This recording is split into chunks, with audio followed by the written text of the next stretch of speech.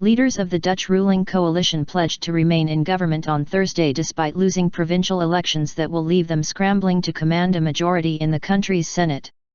The local ballot determines the composition of the upper house because the winners get to choose new senators in May.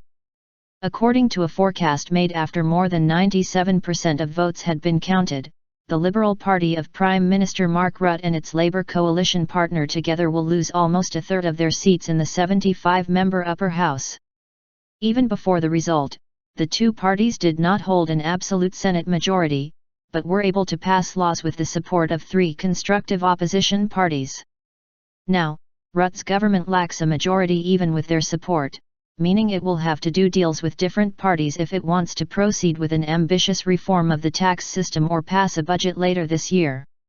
It's good that so many of the Dutch want this government to continue, and that's what we will do, said Rutte, whose party looks set to remain the single largest in an increasingly fragmented political landscape, despite losing 3 of its 16 Senate seats.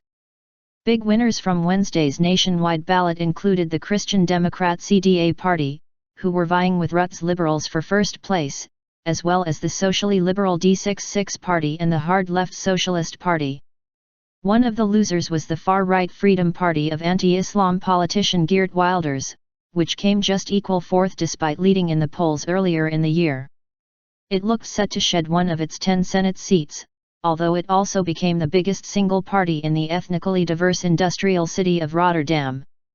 The Labour Party came off worst, deserted by many of its left-wing voters for backing the Liberals' austerity drive, which is designed to cut the budget deficit. It was forecast to fall from 14 seats to 8. Labour leader Diederik Samson said he would plough ahead in government regardless. "We took this responsibility for 4 years, and we will stick to it."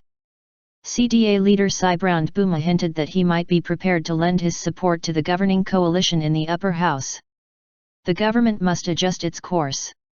It must listen to the Senate majority, he said, as his party looked set to become the second largest party in the Senate with 12 seats. According to the latest forecasts, published in the early hours, the government and its 3 constructive opposition partners will have just 36 seats, short of the 38 needed.